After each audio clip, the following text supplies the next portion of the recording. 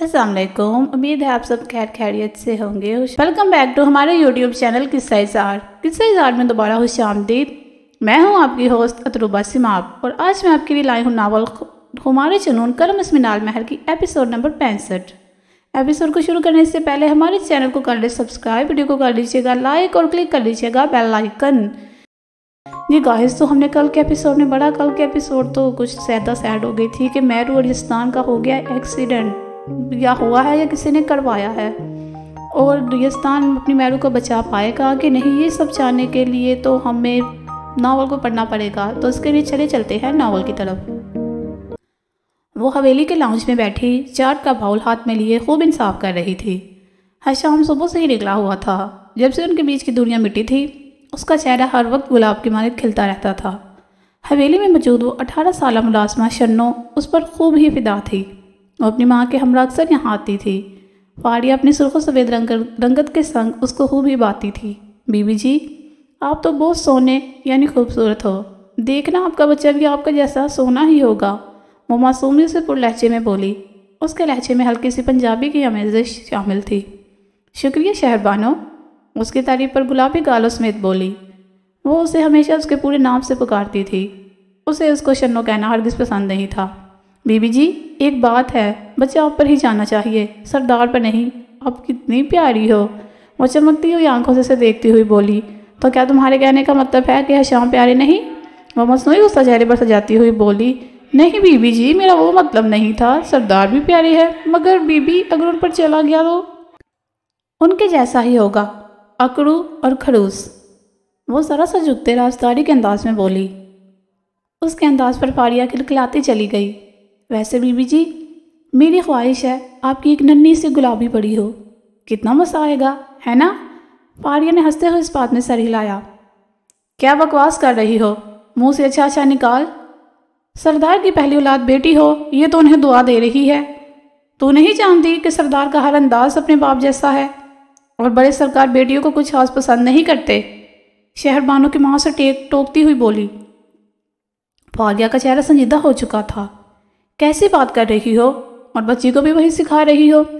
فاریہ اس کی طرف دیکھتی برہمی سے بولی۔ بی بی جی، میں تو سچ ہی کہہ رہی ہوں، اگر آپ کو میری بات بری لگی تو معذرت۔ وہ شنو کو اشارہ کرتی کچن کی جانب بڑھ گئی۔ فاریہ گہری سوچوں میں گم ہو چکی تھی، چہرے پر تفکر کی پرچھائیاں تھیں۔ ماہا، ناشتہ لے آؤ یار، لیٹ ہو جائیں گے۔ وہ میز کے گرد رکھی چیئر گھسیٹ کر بیٹھ چکا تھا۔ بس 2 منٹ، اندر سے ماہا کی جھنجھلائی سی آواز آئی۔ پھر ٹھیک 3 منٹ بعد وہ ناشتہ لا کر اس کے سامنے رکھ چکی تھی۔ وہ اسے مکمل طور پر اگنور کیے کمرے کی جانب بڑھ گئی۔ سانم نے اس کا انداز پریشانی سے ملاحظہ کیا۔ ماہا جلدی جلدی کپڑے نکالتے واش روم میں گھس چکی تھی۔ اسے سارم پر غصہ آ رہا تھا، اسے بھی تو دیر ہو رہی تھی، مگر سارم کو صرف اپنی پڑی تھی۔ تقریباً 5 منٹ بعد وہ واش روم سے باہر آتی، ڈریسنگ کے سامنے کھڑی بال سجانے لگی۔ بالوں کو کیچر میں اچھے سے جکڑ کر وہ سر پر حجاب کرتی باہر کی جانب بڑھتی، لاؤنج میں اس کے ناشتے سے فارغ ہونے کا انتظار کرنے لگی۔ اس نے سارم کو ہاتھ سے اگنور کیا۔ سارم نے ابھی تک ناشتہ شروع نہیں کیا تھا، وہ اسی کا انتظار کر رہا تھا، مگر اب اس کا یہ انداز اسے پریشان کر گیا۔ ماہا یار، وہاں کیوں بیٹھی ہو؟ ادھر آؤ یار، ناشتہ کرتے ہیں، وہ وہیں سے بیٹھے اسے دیکھتا ہوا بولا۔ مجھے بھوک نہیں، وہ وہیں سے رخ موڑے بیٹھی رہی۔ سارم گہری سانس پڑتا ناشتے کے پلیٹ اٹھاتا اس کے نزدیک ہی صوفے پر بیٹھ گیا۔ پلیٹ سامنے موجود چھوٹے سے میز پر رکھ چکا تھا۔ ماں، یار کیا ہوا ہے، کیوں ناراض ہو رہی ہو؟ وہ اس کا رخ اپنی طرف موڑتا ہوا بولا۔ ماہا نے نظریں اس کے اوپر نہیں اٹھائی تھی۔ ایک بھی آنسو بہایا تو اچھا نہیں ہوگا، ماہا لاشاری، اسے رونے کی تیاری پکڑتے دیکھ کر بولا۔ ماما صحیح کہتی ہیں کہ مرد بہت جلد بدل جاتا ہے، مگر مجھے امید نہیں تھی کہ آپ اتنی جلدی بدل جائیں گے، اس کی آنکھوں میں دیکھتی ہوئی بولی۔ سارم نے حیرانی سے اس کی طرف دیکھا۔ ایک منٹ، ذرا یہ بتانا پسند کرنے کی کہ میں کب بدلا؟ وہ جتنا سوچتا اتنا حیران ہو رہا تھا۔ آج ہی، وہ 2 لفظ جواب دیتی چپ ہو گئی۔ سارم نے گور کر اسے دیکھا۔ یہ دیکھیے، اب آپ ابھی بھی مجھے ڈرا رہے ہیں، اس کے گورنے پر آنکھوں کی طرف اشارہ کرتی ہوئی بولی۔ سارم نے گڑبڑا کر اس کی طرف دیکھا، یعنی کہ وہ اس کی غلط بات پر اسے گور بھی نہیں سکتا تھا۔ اچھا ادھر آؤ، بتاؤ مجھے کیا ہوا ہے؟ وہ اسے سینے سے لگاتا ہوا بولا۔ آپ صبح سے مجھے تنگ کر رہے ہیں کہ یونی صرف آپ نے جانا ہے؟ مجھے بھی تو دیر ہو رہی ہے، مگر آپ کو صرف اپنی پڑی ہے۔ کبھی وہاں کپڑے استری کر دو، کبھی ناشتہ بنا دو۔ میں جانتی ہوں یہ سب میری ذمہ داریاں ہیں، مگر مجھے تھوڑا ٹائم تو دے دیں، وہ شکوہ کرنے والے انداز میں بولی۔ ارے یار اتنی سی بات، سوری میرے نورے من، مجھے دھیان رکھنا چاہیے تھا، اس کا ماتھا چومتا ہوا بولا۔ اب ناشتہ کر لے ملکہ عالیہ، یہ غریب بندہ گزارش کر رہا ہے، آئندہ ایسی غلطی نہیں ہوگی، وہ عاجزانہ انداز میں سر جھکاتا ہوا بولا۔ آپ پاس ہو گئے، وہ خوشی سے اس کی طرف دیکھتی ہوئی بولی۔ سارے میں ناسمجھی سے اس کی طرف دیکھا۔ آپ میری محبتوں کے ہر امتحان میں پاس ہو گئے، آپ بہت بہت اچھے ہیں۔ اس کے نزدیک جھکتی، اس کے گلے میں باہیں ڈالتی، اس کے سینے پر سر ٹکا گئی۔ مجھے خوشی ہوگی اگر میں آپ کے کام کروں گی، مگر شاید میں ابھی اچھے سے مینیج نہ کر پاؤں۔ سوری، آپ کو پھوہر بیوی ملی ہے۔ وہ خود ہی اپنی بات پر شرمندہ ہوتی سر جھکا گئی۔ کوئی بات نہیں، میں کھلے دل کا مالک ہوں، گزارا کر لوں گا، وہ شرارتی انداز میں اس کی ناک کھینچتا ہوا بولا۔ اس کے انداز پر چیپ کر رہ گئی۔ سب لوگ پریشانی سے لاؤنج میں موجود تھے۔ یزدان کی حرکت کسی کو بھی ایک آنکھ نہ بائی تھی۔ سب اپنی اپنی جگہ فکر مند تھے۔ دفتن جب شہیر صاحب کا فون رنگ ہوا، انہوں نے بغیر دیکھے کال اٹھا لی، مگر دوسری جانب سے روح پرسا خبر وصول ہوئی، جسے سنتے وہ کچھ کہنے کے قابل ہی نہ رہے۔ کال کٹ چکی تھی، مگر وہ اپنی جگہ پتھرائی آنکھوں سے ایک ہی نقطے کو دیکھتے رہ گئے۔ شہیر، کس کا فون تھا؟ انہیں حیران و پریشانی کی جگہ جمع دیکھ کر بولے۔ بابا جان، میرور یزدان کی کار کا ایکسیڈنٹ ہو گیا ہے، وہ اسپتال میں ہیں، شہیر صاحب نے وہ مشکل کی خبر سب کو دی۔ میری بچی، میری گڑیا، بھائی صاحب میرو تو ٹھیک تو ہے نا؟ مانور میرو کے بارے میں سوچتے ان کے نزدیک آتے ہوئے بولی۔ مانور، صبر رکھو، ابھی ہم چلتے ہیں، پھر ہی کچھ اطلاع ملے گی، داجان اپنی کیفیت پر قابو پاتے ہوئے بولے۔ افراتفری میں بھاگتے ہوئے سب اسپتال پہنچے۔ شاویز کو بھی اس معاملے سے آگاہ کر دیا گیا تھا۔ اس اچانک ہونے والے حادثے پر سب حیران و پریشان رہ گئے تھے۔ اس نے سر سے اٹھتی ٹھیسوں کو اگنور کر کے بمشکل آنکھیں کھولی تھی۔ آہستہ آہستہ آنکھیں کھولتے اس نے ارد گرد سے مانوس ہونا چاہا۔ خود کو اسپتال کے کمرے میں پا کر وہ ایک جھٹکے سے اٹھ بیٹھا، مگر پھر جسم سے اٹھتی تکلیف نے اسے دوبارہ لیٹنے پر مجبور کر دیا۔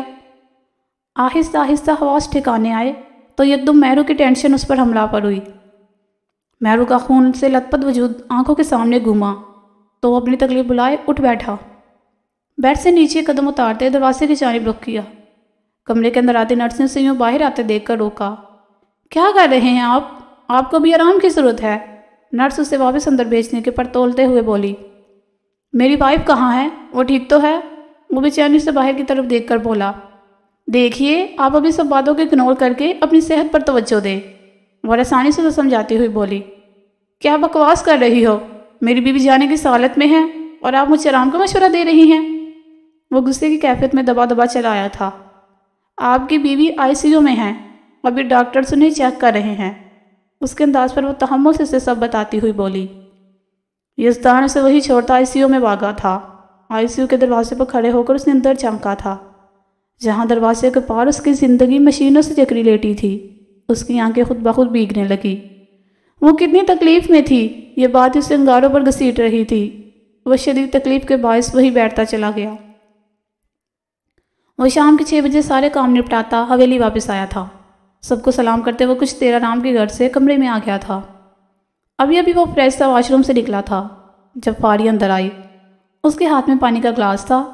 وہ جانے کے سوچوں میں گم تھی، اس سے پہلے کہ سامنے رکھے ٹیبل سے ٹکراتی کہ شام نے بھر وقت اسے تھاما تھا۔ فاریہ، دھیان کہاں ہے تمہارا؟ ابھی چوٹ لگ جاتی، اسے تھام کر روبرو کرتا ہوا بولا۔ فاریہ نے سر اٹھا کر اس کی طرف دیکھا، پھر جانے دل میں کیا سمائی، سر اس کے سینے پر ٹکا گئی۔ حشام نے اس گرد گرد بازو حمائل کیے، اسے کچھ الجھی سی لگی۔ کیا ہوا ہے فاریہ؟ کسی نے کچھ کہا ہے؟ مجھے نہیں بتاؤ گی؟ کیا پریشانی ہے؟ اسے روبرو کرتا اس کا چہرہ ہاتھوں کے پیالے میں قید کرتا ہوا بولا۔ کچھ نہیں، بس ایسے ہی، وہ خود کو کمپوز کرتی پیچھے ہٹی۔ کچھ تو بات ہے، وہ الگ بات ہے، تم بتانا نہیں چاہتی، اس کی آنکھوں میں دیکھتا اٹل انداز میں بولا۔ حشام، آپ کو بیٹا چاہیے یا بیٹی؟ اس کی آنکھوں میں دیکھتی ہوئی بولی۔ कहीं ना कहीं ये डर भी था कि वो कह ही ना दे कि हाँ मुझे बेटा चाहिए। हशाम जैसे उसकी आंखों में मौजूद सारे खदशे पड़ चुका था। उसकी आंखों पर झुकते जैसे उसने सारे खदशे चुनने चाहे। मुझे एक परी चाहिए, बिल्कुल मेरी फारिया की तरह गुलाबी सी। उसके गाल पर होंठ टकाता अपनी गिरफ्त में कैद कर गया। सच? आपको बिल्कुल फर्क नहीं पड़ेगा अगर आपकी पहली औलाद बेटी हो गई तो? फारिया उसके मुंह से जाने का सुनने की तमन्ना आई थी। बिल्कुल भी नहीं पड़ेगा, बल्कि खुशी होगी कि खुदा ने मेरी गलतियों को माफ़ करके मुझे परी अता कर दी। वो धीमी सी आवाज़ में बोलता फारिया को हल्का फुल्का कर गया। फारिया ने तशक्कुर अमेज़ अंदाज में उसकी तरफ देखा। यार ऐसी फजूल सी बकवास यार तुम्हारे शहर में कौन डांट रहा है? इस दफ़ा वो थोड़ा बरहम हुआ था। कोई भी नहीं, बस ऐसे ही मेरे जहन में आया तो बोल दिया। वो सटपटाती हुई बोली, अच्छे से जानता हूँ ये घर के मुलाजिम तुम्हें उल्टी पल्टी पढ़ा रहे हैं। उसके बाद छुपाने पर उसे घूर कर रह गया। फारिया मेरी जान, मुझे कोई फ़र्क नहीं पड़ता अगर हमारी पहली औलाद बेटा हो या बेटी, दोनों ही मुझे जान से अजीज़ होंगे। इन फजूल सोचों को खुद पर हावी करके परेशान ना हुआ करो, समझी? उसका माथा मुंटों से छूता हुआ बोला। शुक्रिया मुझे समझने के लिए। वो दोबारा उसके नज़दीक आती उसके सीने पर सर टका गई। हशाम ने गिरफ्त मजबूर करके उसे खुद में बेच लिया। अस्पताल के कॉरिडोर में मौत सा सन्नाटा था। ऐसे में वो अपनी सुर्ख आंखें उस बंद दरवाजे पर टकाए जाने के सोचों में गुम था। घर के किसी अफराद ने उसकी तरफ देखना भी गवारा न किया। उसका बस नहीं चल रहा था कि अंदर जाकर उसकी सारी तकलीफ़ें खुद पर ले लेता। उसने अपने हाथों की तरफ देखा जिस पर कुछ देर पहले उसकी मताह जान का खून लगा हुआ था। उसे अभी ऐसा महसूस हुआ जैसे अभी भी उसके हाथ खून से रंगे हों। वो अपनी सोचों में इस कदर मगन था कि उसे इर्द गिर्द का बिल्कुल भी होश ना था। उसके कानों में उसकी खिलखिलाती हुई आवाज़ गूंज रही थी। फिर यकदम उसकी आंखों के सामने उसका रोता हुआ चेहरा लहराया और साथ ही उसके दर्द में डूबी आवाज़ उसके कानों में गूंजी, मैं आपको कभी भी माफ़ नहीं करूँगी। आपने मेरी मोहब्बत में शराकत की है, मुझे बगैर मेरा कसूर बताए इतनी तकलीफ़ें दी हैं। आप एक दफ़ा मुझे मेरी गलती तो बताएं। आप खुद मेरे करीब आए, खुद अपनी आदत डाली और अब इस मुकाम पर आकर मुझे तन्हा कर दिया जहाँ मेरी वापसी का कोई दरवाज़ा ही नहीं।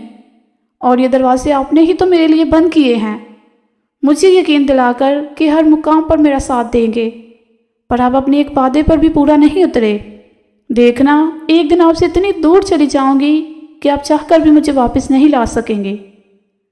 उसकी आंसुओं से भरी आंखें उसके सामने लहरा रही थी। उसका बस नहीं चल रहा था कि वक्त के पीछे जाकर सब ठीक कर दे, अपनी किस किस गलती पर पछताता। वो इस कदर खुद में मगन था कि शहीर साहब का गुस्से से उसकी तरफ बढ़ना भी महसूस ना कर सका। शहीर साहब उसके नज़दीक आते उसे पीछे की तरफ धकेलते हुए बोले, अब यहाँ क्यों हमारा तमाशा लगाने खड़े हो? यही तो तुम चाहते थे, मुझे तकलीफ़ देना, जो तुम बहुत अच्छे से दे चुके हो, सिर्फ मुझे नहीं अपने पूरे घर वालों को। अब तुम जा सकते हो, कोई भी तुम्हें नहीं रोकेगा। बहुत अच्छा काम किया तुमने। मुझे ये सोचते हुए भी शर्म आ रही है कि तुम मेरे बेटे हो। एक दफ़ा उस बाप की तरफ भी देख लो जिनकी ज़िंदगी का कुल सरमाया अंदर लेटा वो मासूम वजूद है, जिसे सबके बारे में रत्ती बराबर भी नहीं पता। तो बताओ कैसा बदला उस मासूम से? गलती मेरी थी, कसूरवार मैं था, तो तुम्हारी नज़रों में फिर क्यों हर बार तुम उसे सज़ा देते गए? ज़रूरी नहीं जो तुमने देखा, जो तुम्हें बताया किया वही सही हो। कभी कभी हकीकत कुछ और भी हो सकती है। तुमने मुझे इस कदर मायूस किया है कि मैं तुम्हारी शक्ल भी देखना नहीं चाहता। यज़दान ने एक बार बस नज़र उठाकर सामने अपने चाचू की तरफ देखा जिनके कंधे आज कुछ छोड़ चुके हुए लग रहे थे। फिर एक नज़र अपने दांत चांद पर डाली जिनकी तो जान बसती थी उस मासूम में।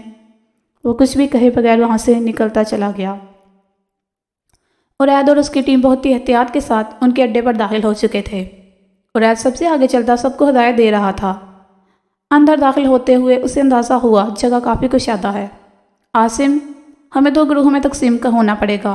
तुम दाएं तरफ जाओ और मैं बाएं तरफ जाऊंगा और बाकी टीम हमें फॉलो करेगी, अंडरस्टैंड? और सबकी तरफ देखता आसिम को समझाता हुआ बोला। उनकी टीम में कुल 7 लोग थे। सबको अच्छे से गाइड करके वो एक कदम पीछे हुआ था। यस सर, सब ने एक जुबान होकर कहा था। गुड। आसिम, तुम समझ गए हो ना आगे क्या करना है? कोई भी मसला हो मुझे फ़ौरन इतला देना। वो आसिम को हर तरह से गाइड करता अपनी टीम को पीछे आने का इशारा कर चुका था। आसिम भी अपनी टीम को लेते दाएं जाने मुड़ चुका था। वो सारी हर तरफ फैल चुके थे। फिर वो रास्ते में आए, हर बंदे को बड़े माहिराना अंदाज में डेर करते जा रहे थे। उरैद हर कमरे का दरवाज़ा खोल बड़े एहतियात के साथ चेक कर रहा था। एक कमरे के नज़दीक आकर वो ठटका। अंदर से किसी के चलाने की आवाज़ आ रही थी। इससे पहले कि वो अंदर जा पाता, कोई उसके सर के पीछे बंदूक रखता उसे रोक चुका था। उरैद ने आंखें बंद करके खोली थी। खुद को बड़ी चालाक समझ रहे हो? मेरे इतने बंदे मौत के घाट उतार दिए, अब तुझसे सूद समेत बदला लूँगा। चल आगे। वो उसे धक्का देता आगे चलने का इशारा दे चुका था। वो चलते हुए एक हाल में आ गए थे जहाँ पहले ही कुछ लोग मौजूद थे। काली भी उन्हीं में से एक था। उरैद ने शिद्दत से आंखें मींची थी। उरैद के कुछ साथी भी वही खड़े थे, यानी वो भी पकड़े जा चुके थे। भाई शेर खुद चलकर मेरे जाल में फंसा है, कुछ खातिर मदारत तो होनी चाहिए। क्यों, क्या कहते हो साथियों? वो मस्करेपन से सबकी तरफ जा रहा था। उसका चेहरा मास्क से कवर था। वो कम ही लोगों को अपनी शक्ल दिखाता था। चलो भाई, इसके लिए वो ख़ास तोहफा लाया जाए जो आज ही यहाँ आया है। वो साइड से हमारे चेहरे पर लाता अपने बंदों को इशारा कर चुका था। बुज़दिल इंसान, पीठ पीछे क्यों वार कर रहा है? हिम्मत है तो सामने से मुकाबला कर। उरैद गुस्से से दांत बेचता झटपटाता हुआ बोला। बास ने उसकी बात को सिरे से इग्नोर किया। उसने दो बंदों को इशारा किया जो उरैद को थामते उसके सर पर बंदूक तान चुके थे। सरप्राइज! बास ने कहकर लगाते उसकी तवज्जो सामने की तरफ मबसूल कराई। उरैद ने निगाहें उठाकर इस सिम देखा जहाँ वो इशारा कर रहा था। सामने मौजूद हस्ती को देख उसकी आंखें खुल चुकी थी। अस्वा, उसके लब बेआवाज़ फड़फड़ आए थे। वो यहाँ क्या कर रही थी? अभी चंद घंटों कबल ही वो उसे सही सलामत छोड़ कर आया था। उसकी हिफाजत की खातिर उसे बताए बगैर 2 बॉडी गार्ड्स का भी इंतजाम करके आया था। उसे यहाँ देखकर उरैद का दिल दर्द दर्द कर पागल हो रहा था। छोड़ो मुझे! वो अपने बाजू पर पड़े इस इंसान के हाथ को झटक कर चलाई। वाह, मैं तो तुम्हें कोई बेचारी सी लड़की समझ रहा था, मगर तुम में बड़ा जिगरा है। इत्तला मिल चुकी है मुझे, बेग बंदे का सर तुम फाड़ चुकी हो। मुझे पसंद आई तुम्हारी ये अदा। वो कदम ब कदम चलता उसके नज़दीक आता, उसके गाल पर 2 उंगलियां मिस करता हुआ बोला। अस्वा ने तड़प कर झुका सर उठाया था, जहाँ उरैद गहरी संजीदगी के तहत उसकी तरफ देख रहा था। सामने चलने वाला ये मंजर उसकी आंखों में चिंगारियां बढ़ रहा था। कमीने इंसान, तेरी हिम्मत कैसे हुई मेरी बीवी को हाथ लगाने की? तुझे जिंदा जमीन में गाड़ दूंगा। अपने हाथ उससे दूर रख। वो हाथों को छुड़वाने की कोशिश करता शिद्दत से दौड़ा था। लैला को हाथ लगाया तो मजनू तरफ उठा। अब तो तुझे ढेर करने में और भी मजा आएगा। वैसे तेरी बीवी अच्छी खासी हसीन है, किसी का भी ईमान डगमगा सकती है। मेरा दिल आ गया है तेरी बीवी पर। वो कमीनगी से कहे लगाता उरैद को गारों पर घसीट रहा था। उरैद का बस नहीं चल रहा था इस इंसान को गोलियों से भून डाले। बकवास बंद कर और उससे दूर रह। अपनी मौत को तुम खुद ही अपने हाथों से दर्दनाक कर रहे हो। उरैद की दाढ़ पूरे दौर दीवार को लर्ज आ गई। ना ना, तू गलत कह रहा है, मरेगा तू मेरे हाथों, मगर अपनी बीवी की बर्बादी देखकर। तूने मेरा जितना नुकसान किया है उसका भुगतान तेरी बीवी भुगतेगी। वह यकदम ही बेइंतहा संजीदगी से दौड़ा था। आसमान सुबह नजरों से उसे देख रही थी। उसे अपनी बेवकूफ़ी पर जी भर के ताव आ रहा था। चंद घंटे कबल उरैद को गए 2 घंटे से ज़्यादा का वक्त गुजर चुका था। वो मुसलसल अल्लाह से उसकी हिफाजत की दुआ कर रही थी। दफ्तन उसका मोबाइल फ़ोन रिंग हुआ। अनजान नंबर से आते उस फ़ोन कॉल को उसने इग्नोर किया, मगर कॉल करने वाला डीड था। वो मुसलसल कॉल करता जा रहा था। अज़ा ने चिंचिला कर कॉल उठाई। वो कॉल उठाते सामने वाले के बोलने की मुंतज़िर थी। हसीना, कितना वक्त लगा दिया कॉल उठाने में? दूसरी तरफ से दिलबराना लहजे में कहा गया। Wrong number. अस्वा ने कोफत से शख्स का फ़ोन काटना चाहा, जब दूसरी तरफ से रोक दिया गया। बिल्कुल राइट नंबर लगाया है। अगर अपने इस पुलिस वाले शोहर की ज़रा भी फिक्र है तो कॉल मत काटना। यहाँ तुम कॉल काटोगी, वहाँ उसका पत्ता ज़िंदगी से कटेगा। वो अपने मकरू साइंस से डराता हुआ बोला। क्या बकवास कर रहे हो? कहाँ है उरैद? वह हसियानी से होते चलाई थी। सब्र रखो हसीना, اتنی بھی کیا جلتی ہے؟ دراصل تیرا شوہر میرے قبضے میں ہے، اگر تو اس کی سلامتی چاہتی ہے تو چپ چاپ کر کے باہر کھڑی بلیک کار میں بیٹھ کر میرے پتے پر پہنچ جاؤ، سارے سوالوں کا جواب مل جائے گا۔ وہ اس کی حالت کا ہی تڑراتے ہوئے بولا، میں کیوں تم پر یقین کروں؟ مجھے تم پر رتی برابر بھی بھروسہ نہیں ہے۔ وہ اٹل انداز میں بولتی سامنے والوں کو 2 پل کے لیے لاجواب کر گئی۔ تمہیں یقین نہیں کرنا تو نہ کرو، مگر اتنا تو تم جانتی ہوگی کہ آج وہ مجھ پر حملہ کرنے میری جگہ پر پہنچا ہے۔ ٹھیک ہے، تم یقین نہ کرو، مگر جلد ہی تمہارے شوہر کی لاش تم تک پہنچا دی جائے گی۔ وہ اس کے اٹل انداز پر غصے سے دانت کچکچا کر رہ گیا۔ اسا اور عید کے مرنے والی بات پر خود مرنے والی ہو چکی تھی۔ تمہارے پاس محض آدھا گھنٹہ ہے فیصلہ کرنے کے لیے، اور اس کے ٹھیک 10 منٹ بعد تمہارے شوہر کی لاش پہنچ جائے گی۔ وہ اپنی بات مکمل کرتا پاؤں ڈک چکا تھا۔ اسا کتنی ہی دیر کشمکش میں وہیں بیٹھی رہی، اسے سمجھ ہی نہ لگی کہ وہ کیا کرے۔ اس نے عید کا نمبر ڈائل کیا جو بند آ رہا تھا۔ اس کی پریشانی میں رفتہ رفتہ اضافہ ہوتا چلا گیا۔ وہ جو فیصلہ کرنا مشکل تھا وہ منٹوں میں کرتی گھر سے باہر نکلی۔ گھر سے کچھ دور کالے رنگ کی گاڑی کھڑی تھی۔ وہ گاڑی کی جانب قدم بڑھا گئی اور عید کے ہائر کیے ہوئے گارڈ فوراً الرٹ ہوئے۔ وہ اسوا کو ایک انجان گاڑی کی طرف بڑھتا دیکھ کر راستے میں حائل ہوئے۔ میم کہاں جا رہی ہیں؟ اور عید سر کا آرڈر ہے، آپ کو کہیں جانے نہ دیا جائے۔ دونوں گارڈ نظریں چکائے کھڑے تھے۔ ان میں سے ایک اسے مخاطب کرتا ہوا بولا۔ ان کے منہ سے عید کا نام سن کر کچھ سمجھ چکی تھی۔ ضرور عید نے اس کی حفاظت کے لیے ان کو ہائر کیا تھا۔